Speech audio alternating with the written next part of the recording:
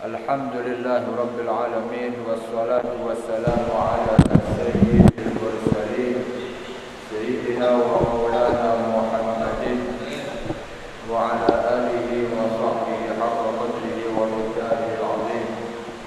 Subhanaka la ilma lana illa ma 'allamtana innaka antal alimul hakim. Rabbi shrah li sadri wa yassir li amri wahlul 'uqdatam min lisani yafqahu qawli. Allahumma shalli ala sayyidina Muhammadin wa ala alihi nur al-mujib lil-nisyan bi nurihi fi kulli lamhatin wa nafsin 'adada ma wasi'a Allah. Qala al-mu'allif rahimahullahu ta'ala wa nafa'ana bihi wa bi 'ulumihi fid dharain amin. Alhamdulillah, segala puja dan puji syukur kita kehadirat Allah Subhanahu wa taala yang mana sampai detik ini masih memberikan curahan nikmat dan karunia-Nya kepada kita. Wabil khusus nikmat hidayah, inayah dan taufik sehingga kita begitu mudah untuk melakukan amal ibadah, khususnya salat maghrib berjamaah, beriktikaf, dan juga mengikuti taklim setiap malam Rabu, pembacaan tafsir Jalalain, di mana kita masih membaca, meneruskan apa yang sudah kita bahas pada pertemuan yang lalu, yaitu tentang surah Thaha, dimulai dari Idhaba ila fir'auna innahu tagha. Idhaba ila fir'auna innahu tagha. Ayat 3. Ayat berapa? 4. 43 ya? 4. Iya, iya. Bismillahirrahmanirrahim. Bismillahirrahmanirrahim. Idhaba ila fir'auna innahu tagha. Faqula lahu qawlan layyinan la'allahu yatadhakkaru aw yakhsha. Qala rabbana innana nakhafu an yafruta 'alaina aw an yatgha. Qala la takhafa innani ma'akuma asma' wa ara. Fatiyahu faqula inna rasula rabbika fa'arsil ma'ana bani Israil wa la tu'adzibhum qad ji'naka bi ayatin min rabbik wassalamu ala man ittaba'al huda. Ayat ini seperti yang sudah kita bahas pada pertemuan yang lalu, di mana Nabi Musa dan Nabi Harun diperintahkan oleh Allah untuk mendatangi Fir'aun. Disuruh untuk menyampaikan dakwah langsung di hadapan Fir'aun. Padahal kita ketahui bahwasanya sebelumnya Nabi Musa itu sudah punya masalah dengan Fir'aun. Sudah melakukan berbagai macam tindakan yang mana menurut Fir'aun ini adalah sebuah pembangkangan. Sampai beliau Nabi Musa lari ke Madian. Setelah sampai umur 40 tahun diangkat menjadi nabi, lalu Allah memerintahkan Nabi Musa untuk mendatangi Fir'aun ditemani sama Nabi Harun. Ketika diperintahkan untuk mendatangi Fir'aun, Nabi Musa diberikan nasihat oleh Allah. Idhaba ila fir'auna innahu tagha. Datangilah kalian berdua kerajaan Fir'aun. Datangi Fir'aun. Innahu tagha. Sesungguhnya Fir'aun ini kelakuannya sudah melampaui batas. Yang dia lakukan ini sudah tidak bisa ditolerir lagi. Faqula lahu qawlan layyinan. Tapi perlu diingat bahwasanya kalian berdua ini datang kepada Fir'aun, walaupun dia sudah melakukan hal-hal yang melampaui batas, tapi harus diingat, faqula, berkatalah kepada Fir'aun, berdialoglah kalian berdua kepada Fir'aun, qawlan layyinan, dengan dialog yang hangat, dengan dialog yang bersahabat, dengan dialog dengan kata-kata yang halus, qawlan layyinan, kata-kata yang baik. La'allahu yatadzakkaru aw yakhsha. Siapa tahu ketika engkau mengajak Fir'aun itu berdialog dengan kata-kata yang lembut, dengan kata-kata yang baik, hati Fir'aun tergugah, kemudian dia ingat kepada Allah, au yakhsha, atau dia ada rasa takut kepada Allah.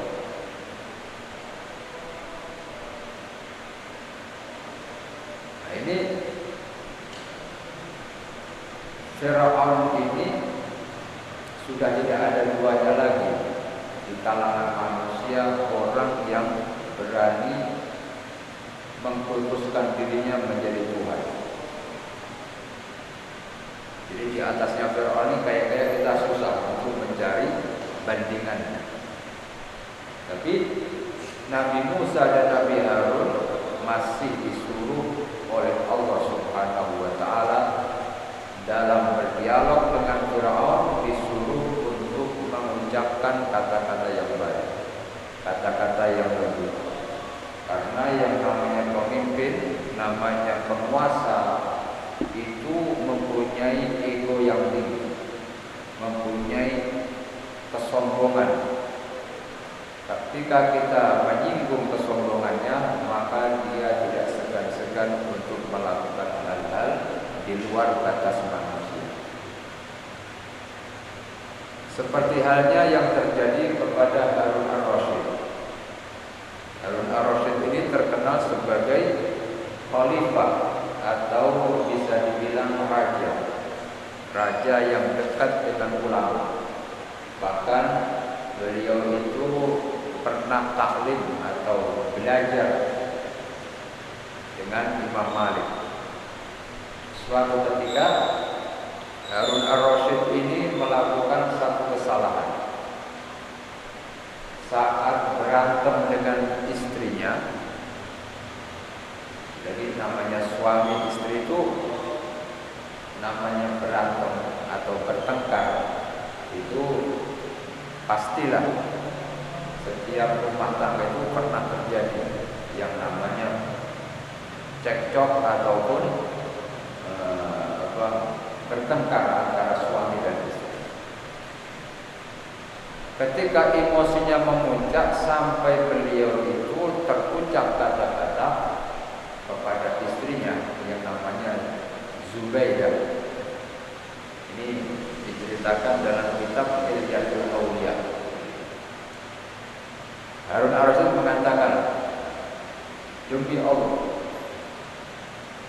pokoknya kalau saya bukan ahli surga, maka kamu akan saya cerai. Demi Allah, kalau aku bukan ahli surga, maka kamu akan saya cerai. Itu kata-kata itu awalnya dia nggak sadar. Habis marahnya mulai reda, kemudian dia mengingat-ingat ucapannya tadi.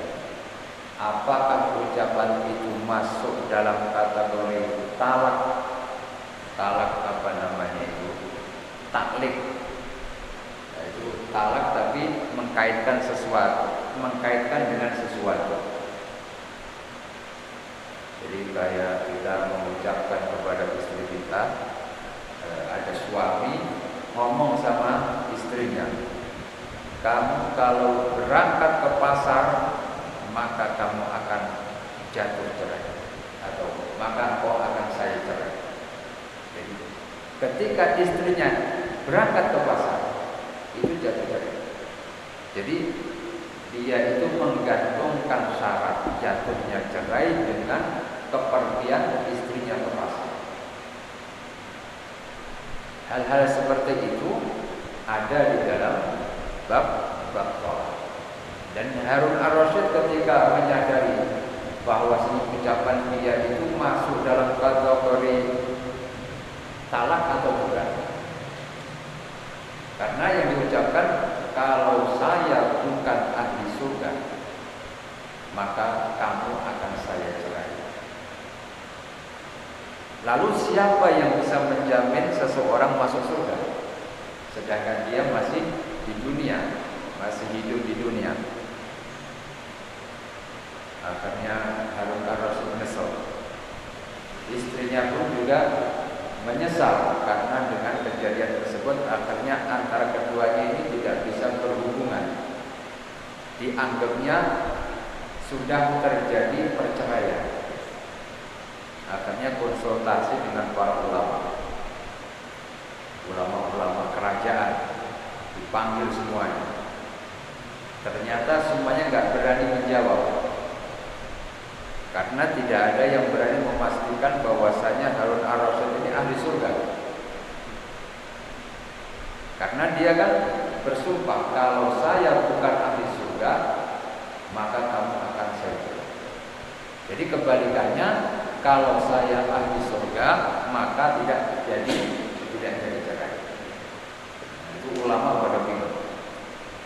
Akhirnya Harun ar-Rasyid bilang kepada ulama-ulama, carikan saya ulama dari luar kota Baghdad yang bisa memecahkan permasalahan ini. Akhirnya dicarilah ulama dari kota Mesir, namanya Imam Al-Lais bin Sa'ad. Ini ulama yang luar biasa, ulamanya tegas, tapi beliau selalu mempunyai kerendahan hati.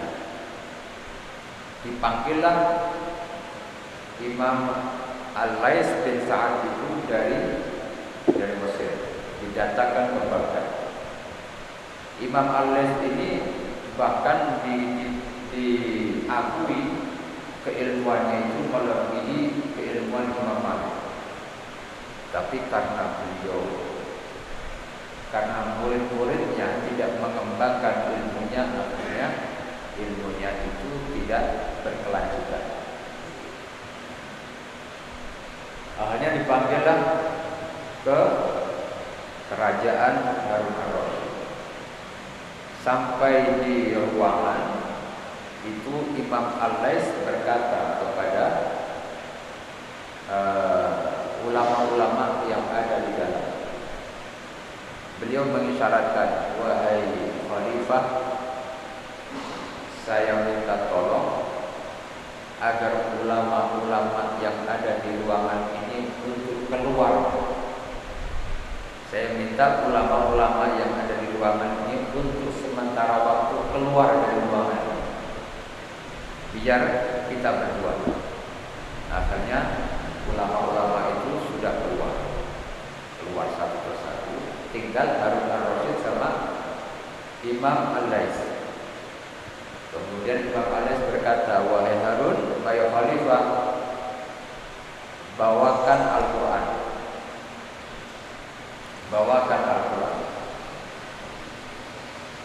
Kemudian beliau mengatakan, wahai khalifah, aku sebenarnya tidak mencurigai bahwasanya engkau akan berdusta. Aku yakin engkau ini orang yang jujur. Tapi pada kesempatan ini saya mohon agar engkau mau bersumpah di atas Al-Quran.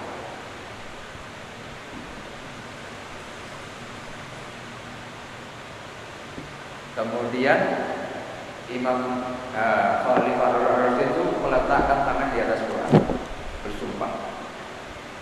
bersumpah bahwasanya dia akan mengucapkan kata-kata yang jujur, tidak bakalan berbohong. Setelah itu Imam Al-Lais berkata, coba Khalifah membaca surah Ar-Rahman. Dibacalah surah Ar-Rahman, Ar-Rahman, Ar-Rahman, terus sampai pada wa man khasya, apa itu namanya, wa man khafa maqama rabbih jannatan wa liman khafa maqama rabbih jannatan.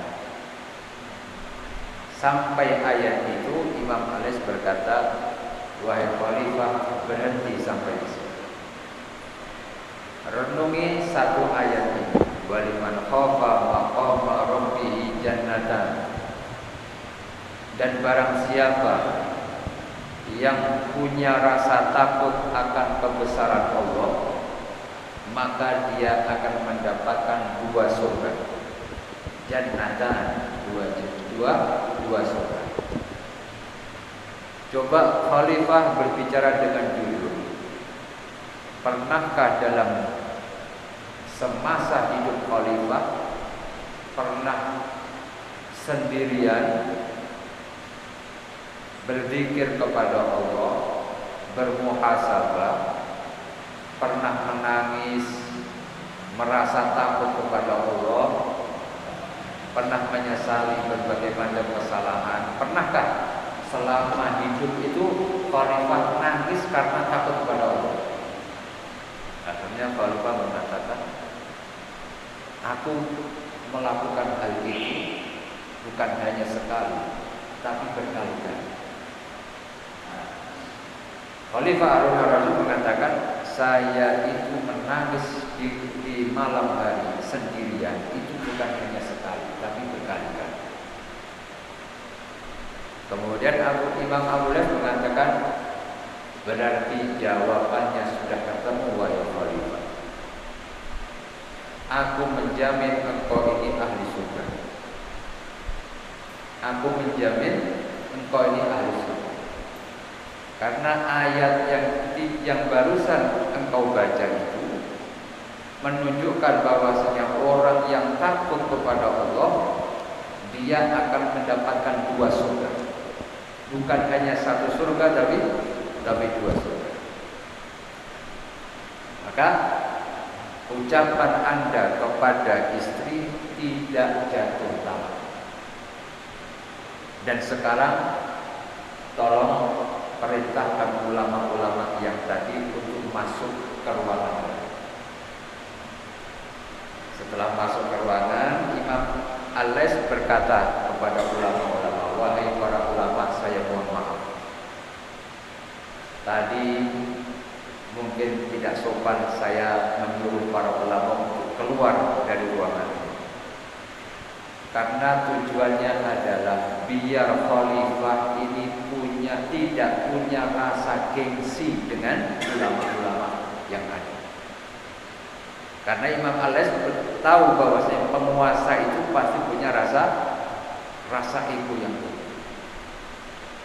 Untuk berkata jujur di hadapan orang banyak itu susah. Dia akan mudah berbohong. Maka ulama-ulama yang biasa di kerajaan, yang sering dikasih hadiah, sering dikasih ini, oleh Imam Al-Lais disuruh untuk keluar. Karena mereka kalau mengetahui khalifahnya, Khalifah Harun Ar-Rasyid mau berbicara sesuatu, kemudian didengar sama ulama-ulama yang biasa kumpul di ruangan tersebut, dikhawatirkan Khalifah tadi tidak bisa berbicara dengan jujur. Dan juga untuk biar khalifah ini mengakui dirinya sendiri. Pengakuan diri sendiri itu di hadapan orang banyak itu akan susah. Maka Imam Malik mengatakan, saya melakukan itu biar khalifah ini terbuka ketika berbicara.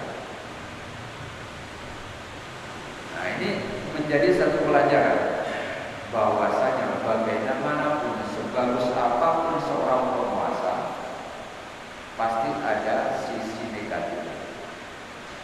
Caranya ulama untuk mendekati maka harus dengan cara yang baik, harus dengan kelembutan, harus dengan dialog-dialog yang baik.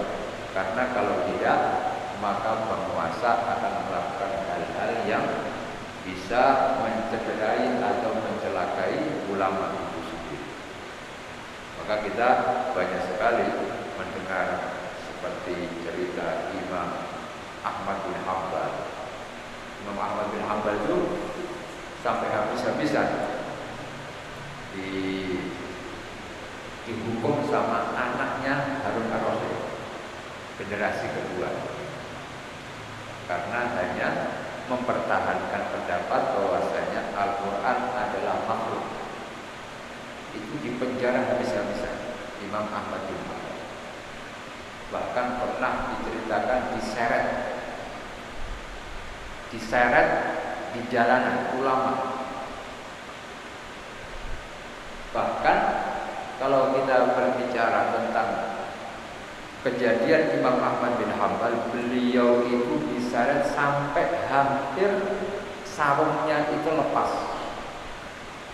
Coba bayangkan kalau ada ulama sampai auratnya terbuka di mata manusia secara umum, itu akan menurunkan aibah ataupun kehormatan. Tapi subhanallah, Allah melindungi Imam Ahmad bin Hanbal ketika diseret itu. Ketika mau copot ini sarung, orang yang melihat dengan matanya sendiri yang bercerita mengatakan, aku seakan-akan melihat ada tangan yang menutupi auratnya Imam Ahmad bin Hanbal. Sehingga yang seharusnya itu kain bisa lepas, tapi pada saat itu seakan-akan ada tangan yang melindungi auratnya Imam Ahmad bin Hanbal sehingga tidak terbuka. Jadi kriminalisasi ulama itu zaman dulu dikasih. Ulama sekelas Imam Ahmad bin Hanbal diseret. Kemudian kayak Imam Syafi'i juga kayak gitu. Cuma Imam Syafi'i karena berbagai mempunyai logika yang sangat paten, beliau mengatakan ketika disuruh memberikan fatwa tentang Al-Quran itu makhluk atau bukan, beliau mengatakan kalau Al-Quran ini, jadi ditunjuk, kalau Al-Quran ini maka makhluk, bukan kodi. Kalau Al-Quran ini. Jadi Imam Syafi'i menunjuk kepada Al-Quran yang ada, bukan Al-Quran yang diturunkan kepada Nabi Muhammad SAW, tapi Al-Quran yang sudah ditulis di dalam mushaf. Ini adalah barang baru.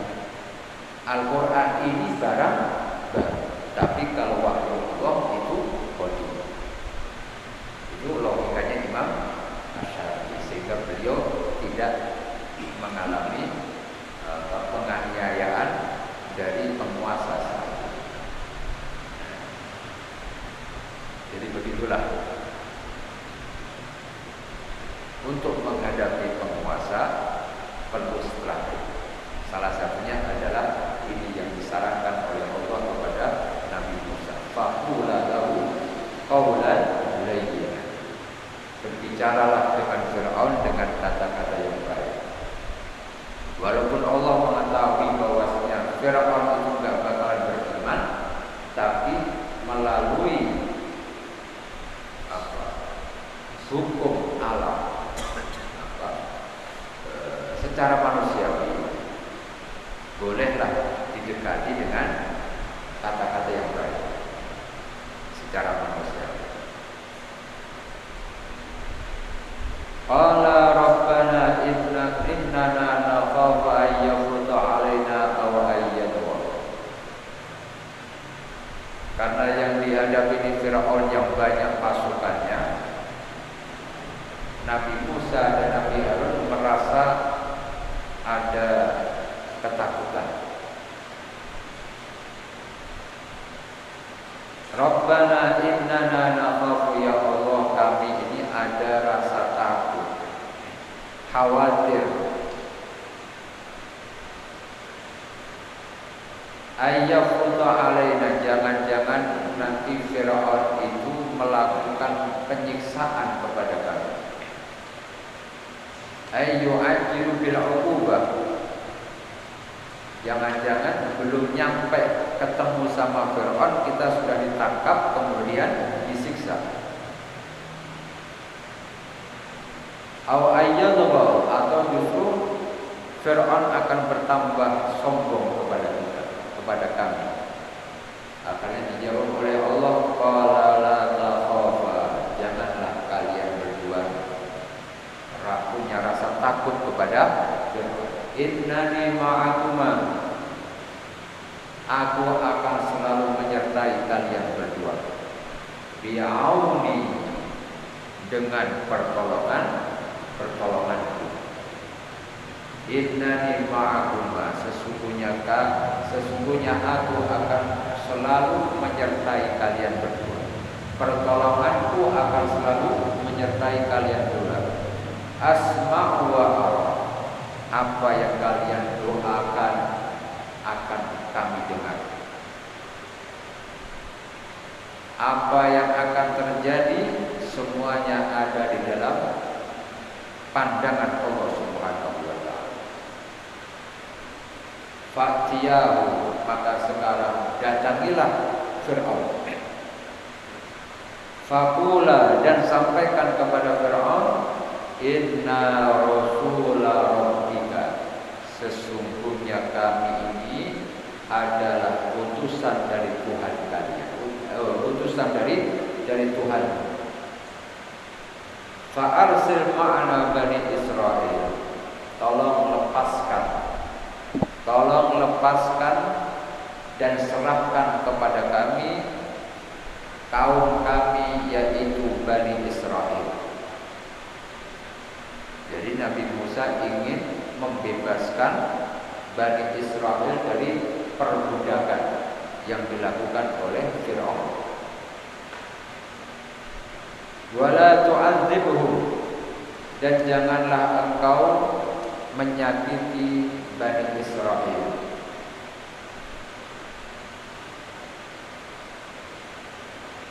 Hal li'anhum min isti'malika iyyahu fi ashwalika asyaqa, jangan lagi engkau menyuruh, membebani orang-orang Bani Israel melakukan pekerjaan-pekerjaan yang berat.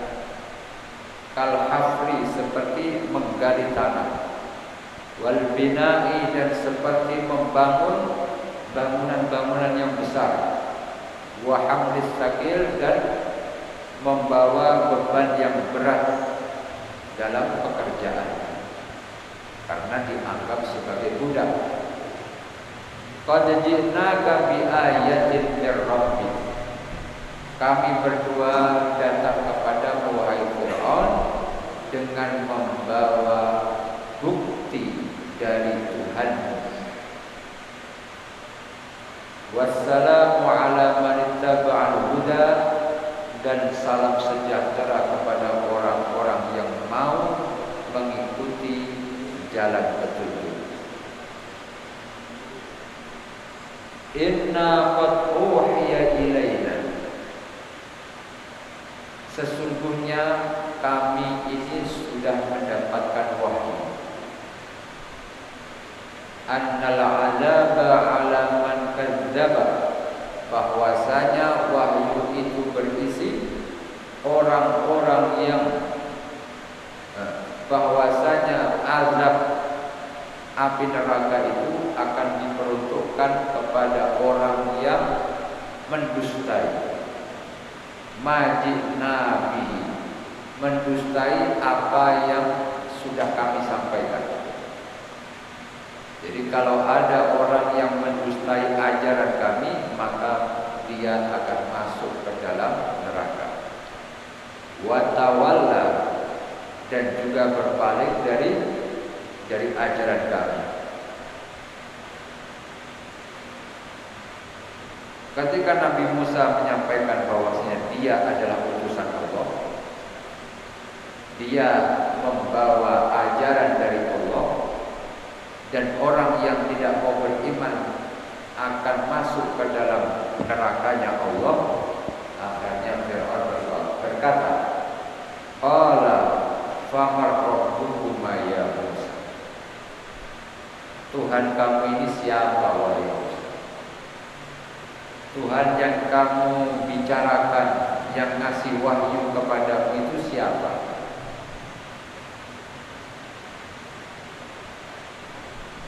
Qala Rabbuna alladzi a'ta kulla syai'in khalqahu tsumma hada. Qala, maka Nabi Musa menjawab, Rabbuna, Tuhan kami itu adalah alladzi a'ta, zat yang telah memberikan kulla syai'in, segala sesuatu kepada makhluknya, khalqahu, a'ta kulla syai'in minal khalqi khalqahu.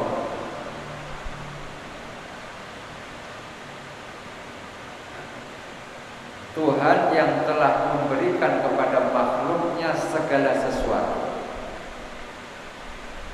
Summa ada, kemudian setelah diberikan sesuatu yang dibutuhkan, lalu Allah memberikan petunjuk.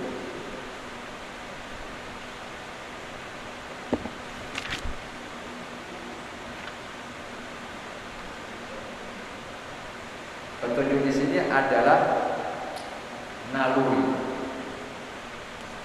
Dialah Tuhan yang memberikan segala sesuatu kepada makhluknya dan memberikan petunjuk kepada makhluknya bagaimana cara hidup.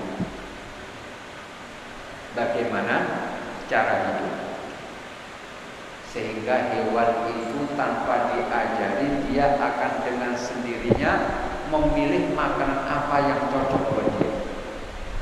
Kayak ayam habis bertelur kemudian netes, dia akan langsung makan yang dibutuhkan sama dia, yang cocok dengan dia.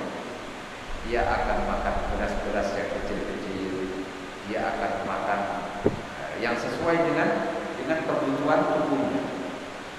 Tidak bakalan dia akan makan daging. Ayam yang kecil itu gak bakal makan daging.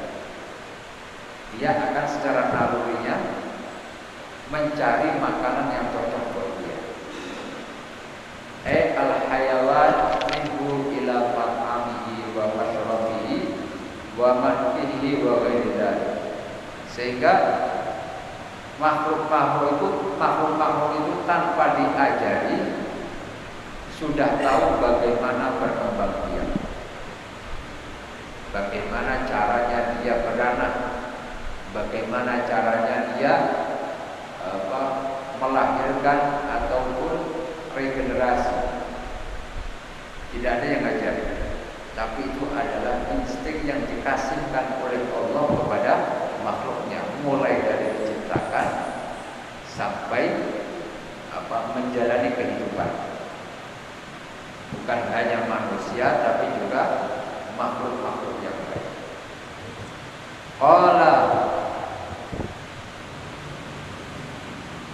Qala fama balul qurunil ula.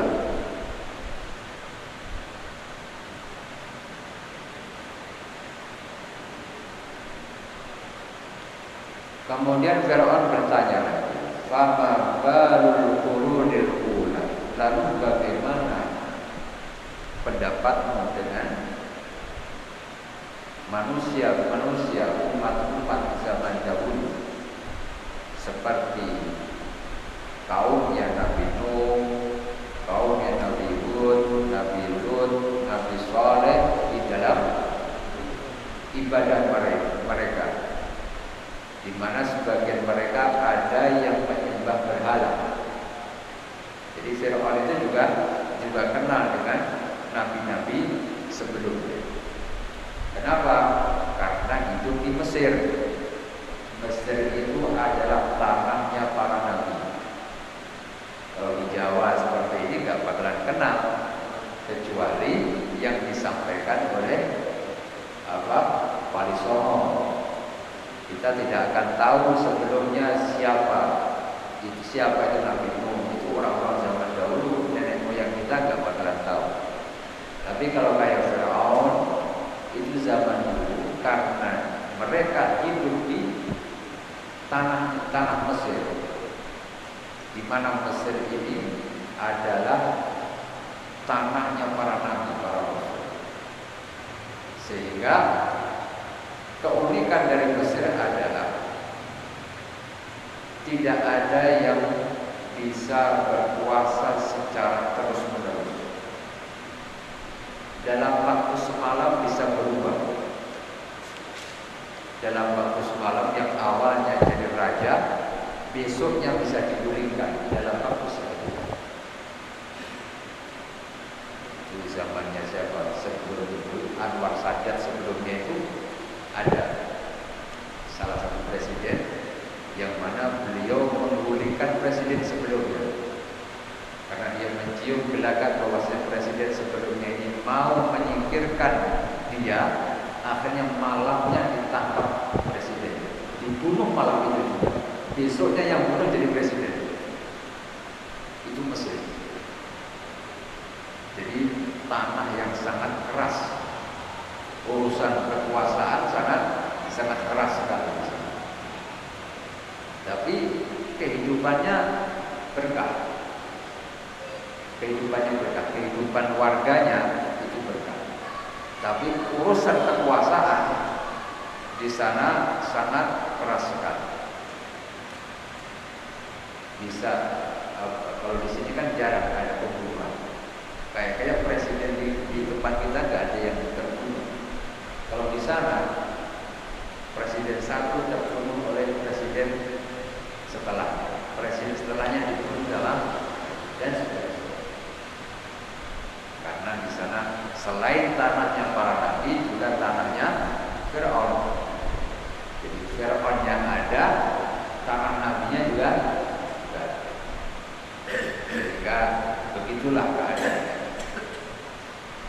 Jadi namanya kekuasaan di sana, bunuh-membunuh itu akan terus terjadi. Tapi kalau orang yang melakukan kebaikan di sana akan diberikan keberkahan. Bahkan Mesir itu mendapatkan doa yang khusus dari Sayyidatina Zainab. Sayyidina Zainab itu putrinya Sayyidina Husain. Ketika adiknya yang bernama Ali Zainal Abidin, ketika Sayyidina Husain mengalami penganiayaan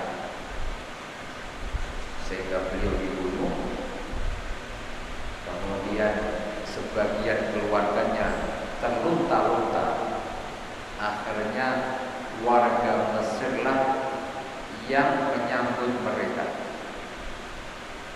yang menyambut keluarga Sayyidina Husain, yang menyambut bahkan memberikan penghormatan yang tinggi kepada keluarga dari Sayyidina Husain. Sehingga Sayyidatuna Zainab pada saat itu langsung berdoa bahwasanya Mesir insyaallah akan diberkati, orang-orangnya tidak akan kehabisan makanan dan seterusnya. Makanya makamnya Sayyidah Zainab di sana luar biasa.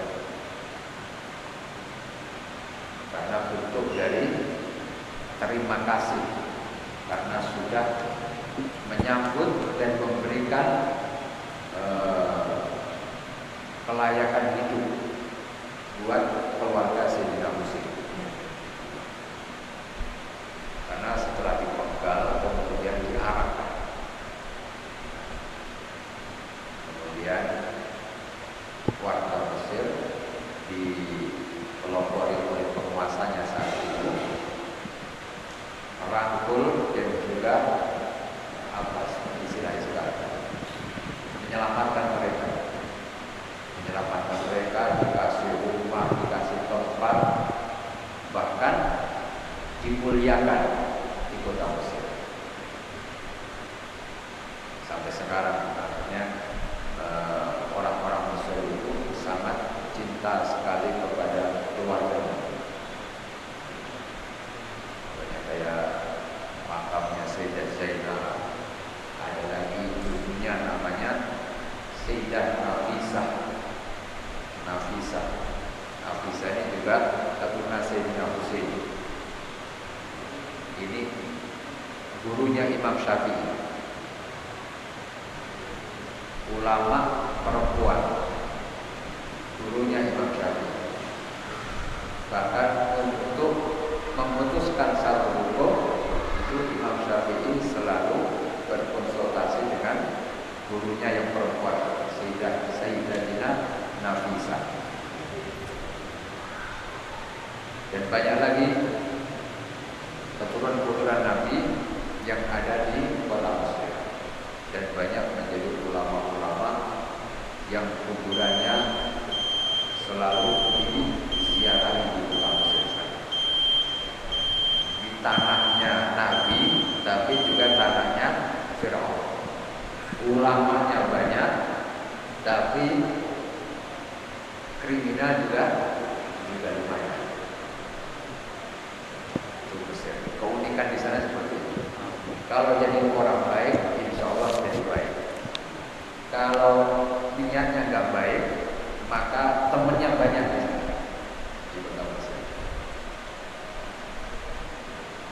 Nah, inilah Firaun, walaupun dia memutuskan menjadi Tuhan, tapi dia bertanya kepada Nabi Musa, lalu bagaimana dengan keadaan umat zaman dahulu yang mana mereka adalah umatnya Nabi kemudian menyembah berhala?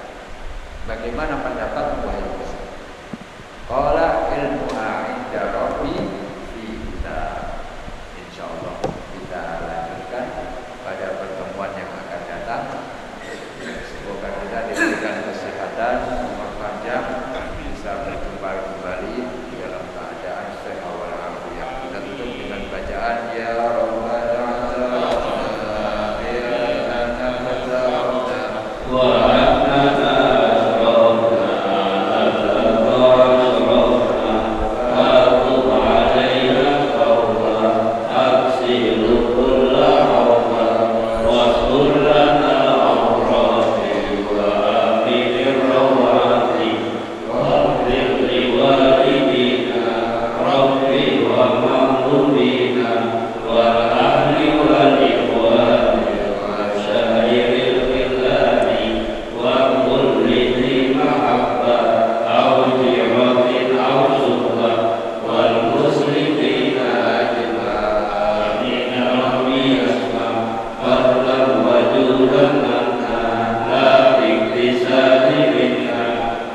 Mustafa Rasulullah